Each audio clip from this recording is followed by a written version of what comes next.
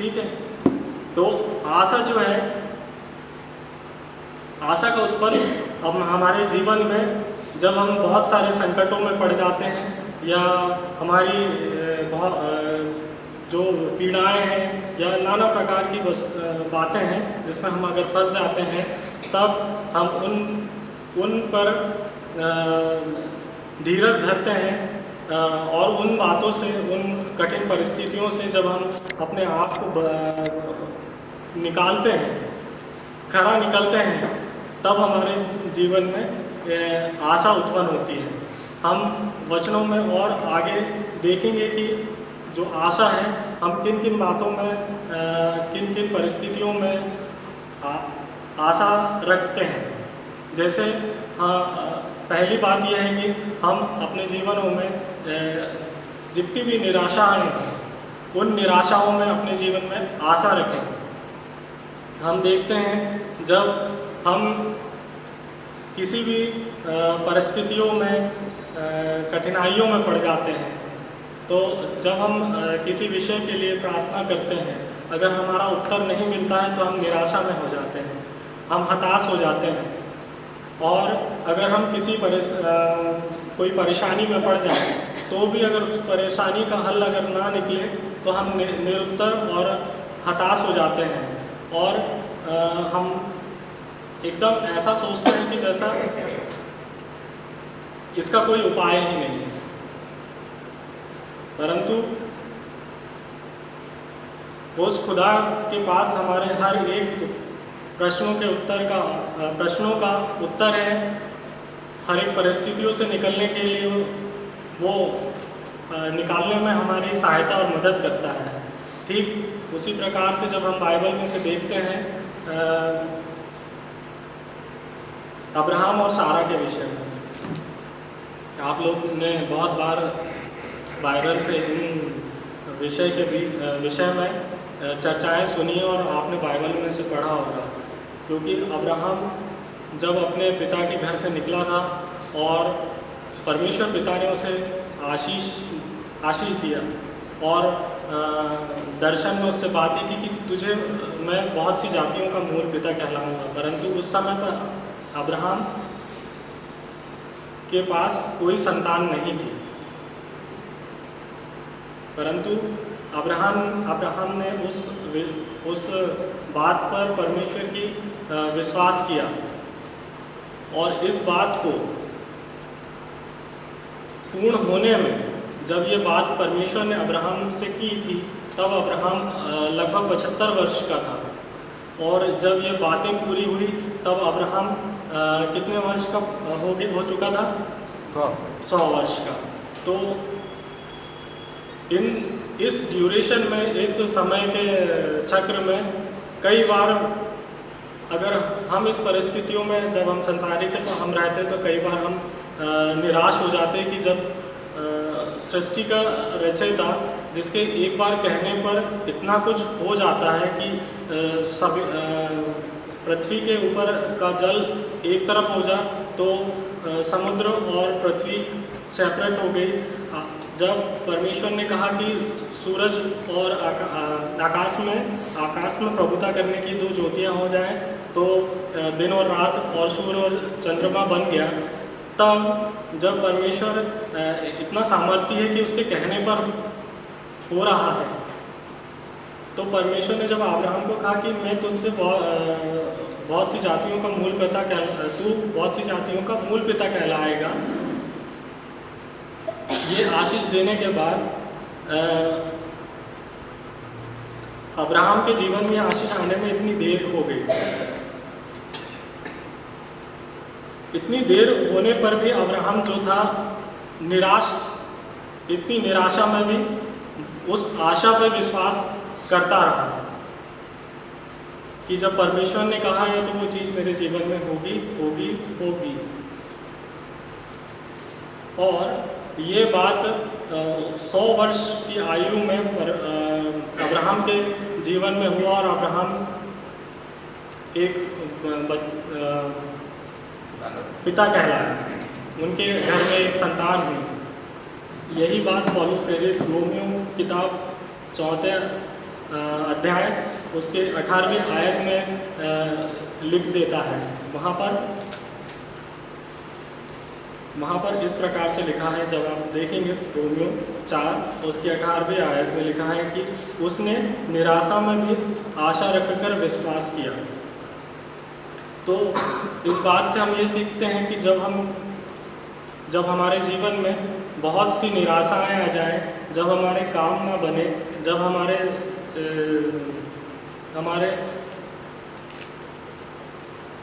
जब हम परमेश्वर से किसी बात को पूछते हैं, हमारी प्रार्थनाओं का उत्तर ना मिले, तो हमें निराश नहीं होना, परंतु विश्वास रखना है और परमेश्वर से उस विश्वास रखते हुए उससे निरंतर उन बातों पर बने रहना है। और परमेश्वर हमें उस चीज़ का ज़रूर से ज़रूर उत्तर देगा और हम उसमें आगे बढ़ने वाले हो जाएंगे। अब आप यह विचार कर रहे होंगे कि मैं आशा के बीच में ही विश्वास की बात को लेके आ गया हूँ।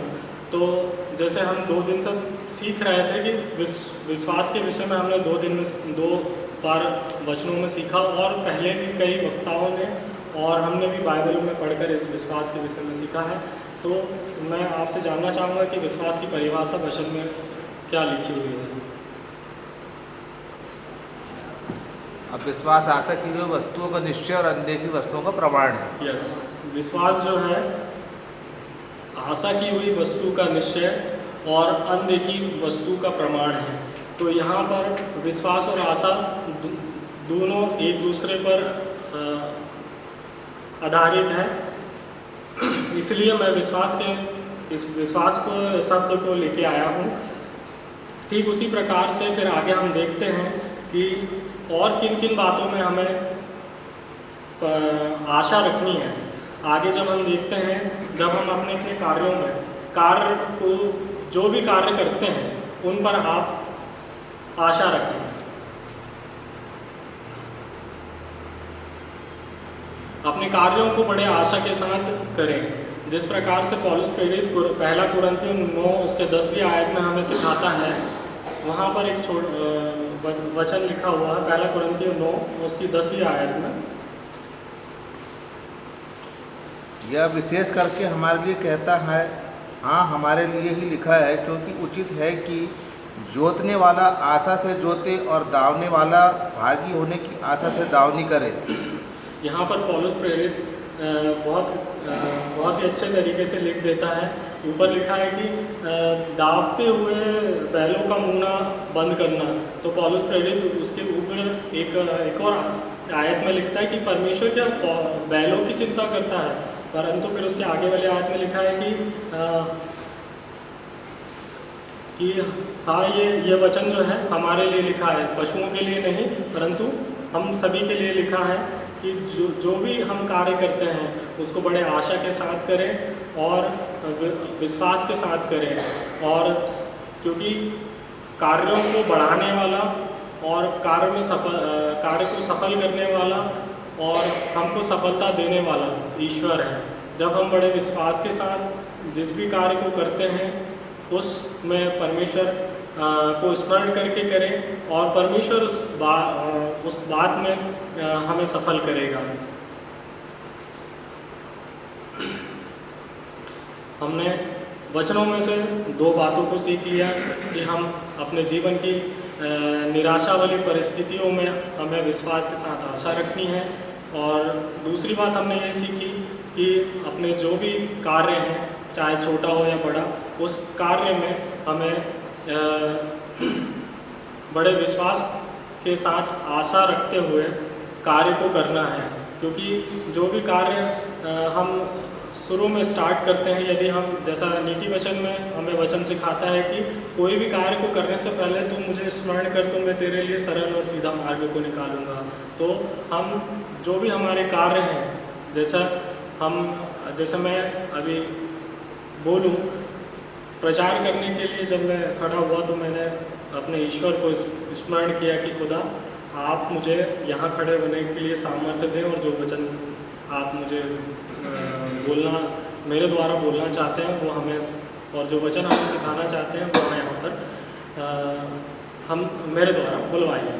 ठीक उसी प्रकार से जो भी कार्य आप अपने जीवन में करते हैं, चाहे बच्चों को सीखने का काम करते हैं, चाहे शिक्षा देने का काम करते हैं, चाहे किसी संस्था में काम करते हैं, चाहे आप अपने जीवन में बिजनेस को करते हैं, कोई भी कार्य हो, आप अपने ईश्वर को उसमें संभागी कीजिए और उसको स्मरण करके कार्य को कीजिएगा, तो परमेश्वर उन कार्यों में आपको सफलता प्रदान करेगा। आगे के वचनों में आगे हम सीखेंगे और किन किन बातों में हमें अपने जीवन से आशा रखनी है। जैसे हम शुरू में मैं समझाया कि हम संसारिक हैं, तो हम संसार में अपने मित्रों से या अपने पड़ोस से या अपने परिवार के सदस्यों से आशा लगाते हैं, है ना।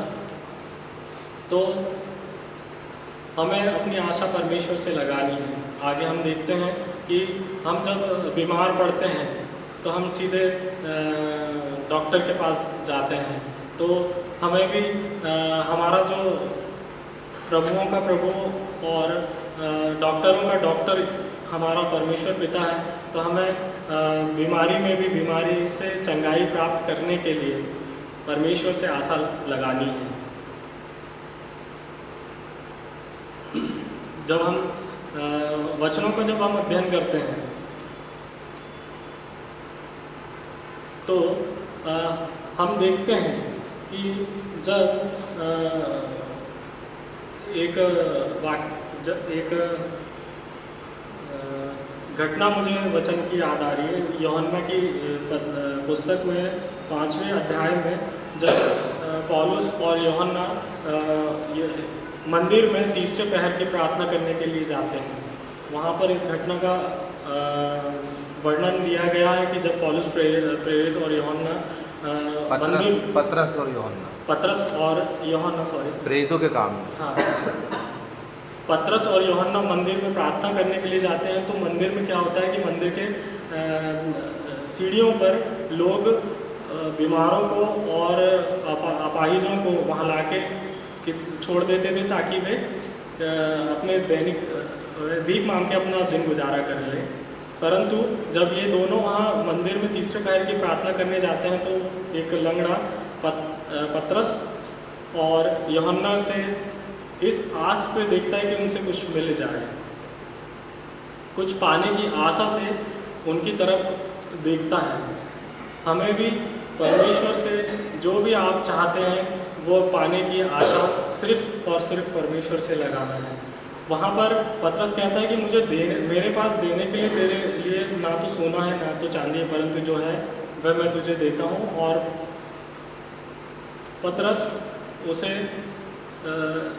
चंगा कर देता है और उसके पाप क्षमा हो जाते हैं और वो तुरंत खड़े होकर चलने फिरने लगता है। ठीक उसी प्रकार से हमें भी बड़े विश्वास के साथ अपने जो भी आशा है हमारे जीवन की, जिस भी बात की हम आशा करते हैं, जिस भी चीज़ की हम परमेश्वर से ही करें, क्योंकि वही सर्वशक्तिमान और सामर्थी है। यदि हमारे जो प्रार्थनाएं या हम जो भी मांगते हैं परमेश्वर से, अगर भली इच्छा से मांगते हैं तो परमेश्वर हमारे जीवन में उस कार्य को करने में पूर्ति करता है और हमें समय पर देता है और हमें निरंतर नहीं होने देता है। ठीक उसी प्रकार से जब हम देखते हैं, जब बहुत से हम सांसारिक जीवन में देखा जाए तो बहुत से लोगों के जीवन में देखेंगे कि बीमारी के कारण वह अपने जीवन से निरुत्तर और निराशा होकर पड़े रहते हैं और बस यही चाहते हैं कि हम इस जीवन से मुक्ति पा लें। अगर लंबी बीमारी हो तो बड़े कष्ट के साथ वह लोग जिनके पास आशा नहीं है, वे कष्टों में पड़े होकर, दुखों में पड़े रहकर यही आशा करते हैं कि हम मर जाएं, तो हम इस दुख से और इस परेशानियों से मुक्ति पा लें। परंतु हमें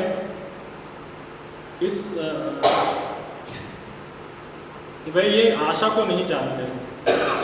जब हम देखते हैं वचनों में उस स्त्री के विषय में कि वे कितने लंबे समय से लहू बहने के बीमारी से ग्रस्त थी। 12 वर्ष जी 12 वर्ष 12 वर्षों से वे लहू बहने की बीमारी से ग्रस्त थी। जब हमारे जीवनों में भी ऐसे समय बढ़ते जाता है तो हम निराशा हो जाते हैं, निराशा में पड़ जाते हैं। वह भी उस समय बड़े निराशा में थी। कोई ना कोई तो गया होगा और उसे सुसमाचार या उसे मसीह के विषय में कहा होगा। जब हम कि जब इतना निरुपाय हो जाने के बाद, इतना धन खर्च करने के बाद, इतने डॉक्टरों को दिखा लेने के बाद अगर कोई उत्तर नहीं मिलता तो एक बार परमेश्वर के पास या उस चंगा करने वाले नासरी के पास जा, तो वो इसी आशा से और इसी विश्वास के साथ गई होगी कि मुझे अपने इस रोग से निजात मिल जाएगी। तो जब हम देखते हैं कि वे उस आशा से, उस विश्वास के साथ भीड़ के बीच में प्रभु यीशु मसीह के सिर्फ एक वस्त्र के कोने को छू लेती है और उसे पवित्र आत्मा के द्वारा उसके सारे गुनाह और माफ़ किए जाते हैं और उसका जो